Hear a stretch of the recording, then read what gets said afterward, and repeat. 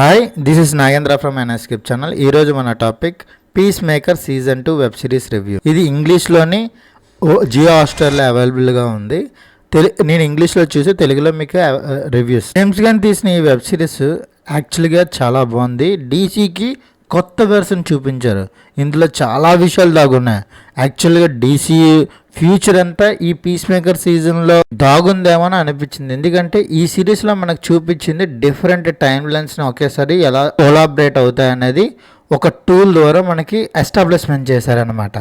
దాని ద్వారా మనకి 100 యూనివర్సెస్కి యాక్సెస్ దొరికింది పీస్ మేకర్కి. అక్కడి నుంచి తను ఏం చేస్తాడు అనేది ఈ స్టోరీ అనమాట. సూపర్ మ్యాన్ ఈవెంట్స్లో మనకి లెక్స్ లూథర్ పాకెట్ యూనివర్స్తో ఎలాంటి ప్రాబ్లం క్రియేట్ చేశాడో మనం చూసాం డీసీలో. లెక్స్ లూథర్ పాకెట్ యూనివర్స్ క్రియేట్ చేసినప్పుడు ఎలాంటి సిగ్నల్స్ అయితే వచ్చాయో ఇంచుమించు అలాంటి సిగ్నల్సే ఈ టాస్క్ ఫోర్స్ దగ్గరకు వస్తాయి. ఇప్పుడు వాళ్ళు ఎక్కడి నుంచి వస్తున్నాయని ఫైండ్ అవుట్ చేస్తే పీస్ మేకర్ ఇంటి దగ్గర నుంచి వస్తాయి. అప్పటి నుండి పీస్ మేకర్ ఇంటి దగ్గర నిఘా పెడతారు. ఒక్కోసారి వస్తుంటే పోతుంటాయి. ఎందుకు వస్తాయి, ఎలా వస్తాయి అనేది వీళ్ళు ప్రూఫ్ లేకుండా మాట్లాడకూడదని సీజన్ 1లో వరల్డ్ ని సేవ్ చేసిన పీస్ మేకర్ మీద ఇలాంటి అభాండాలు వేయకూడదని జాగ్రత్తగా అవలంబించి నిఘా మాత్రమే పెడతారు. అక్కడి నుంచి వాళ్ళ జీవితాలు ఎలా మార్పులు జరిగాయి, నెక్స్ట్ డీసీకి ఎలాంటి ఫ్యూచర్ ఉండబోతుందనే విషయాలు కూడా చాలా కన్వీనియంట్గా చూపించారు. ఇంకా సిరీస్ కోసం ఇంకా చాలా డీటెయిల్స్ చెప్పాలన్నమాట. ఈ వీడియోలో మనం చెప్పలేము, మీరు సిరీస్ చూసి తెలుసుకోవచ్చు. డీసీ ఫ్యూచర్ అంతా ఈ సిరీస్ మీదే డిపెండ్ అయ్యిందని నేను చెప్పలేను, కానీ నెక్స్ట్ రాబోయే మేజర్ ఈవెంట్స్కి కనెక్షన్ మాత్రం ఈ సిరీస్లో ఒక టూల్ ద్వారా మనకు చూపించారు. అది బాగా నచ్చింది. ఆల్టర్నేట్ డైమెన్షన్కి మనవాడు వెళ్ళిపోతాడు. అక్కడ జరుగుతున్న సిచ్యువేషన్స్ని, అక్కడున్న ప్రేమని, అది అన్నది మీకు సీజన్లోనే చూపించాలి. ఆల్రెడీ సీజన్ 1లో అలాంటిది ఆల్టర్నేటివ్ డైమెన్షన్లో వెళ్ళి ఆ తండ్రితో ప్రేమ పొందడానికి ట్రై చేస్తాడు. అక్కడున్న సిచ్యువేషన్ ఎలా ఉంటుంది అనేది నీట్గా చూపించారు. అదొకటే కాదు, ఇంకొక 100 యూనివర్సెస్ ఉన్నాయని కదా చెప్పాను కదా ఈ సీజన్లోని. జేమ్స్ గన్కి ఇక్కడ మంచి మార్కులు వేయాలి. జేమ్స్ గన్ అంటేనే మీకు తెలుసు కదా, మంచి ఎమోషనల్ని ఎలా చూపించాలో అలా చూపిస్తాడు, ఎంతవరకు చూపించాలో అంతవరకు చూపిస్తాడు. ఇంకా యాక్టర్ పర్ఫార్మెన్స్ అయితే super. John Cena, Jennifer Holland, Freddie Stroma, Danielle Brooks, Robert Patrick highlight, and judo master కింద యాక్ట్ చేసిన అతను. తర్వాత మెయిన్ పర్సన్ ఏంటంటే ఆ పక్షికి ఎన్ని మార్కులు వచ్చినా అని మనకి 100 అవుట్ ఆఫ్ 100.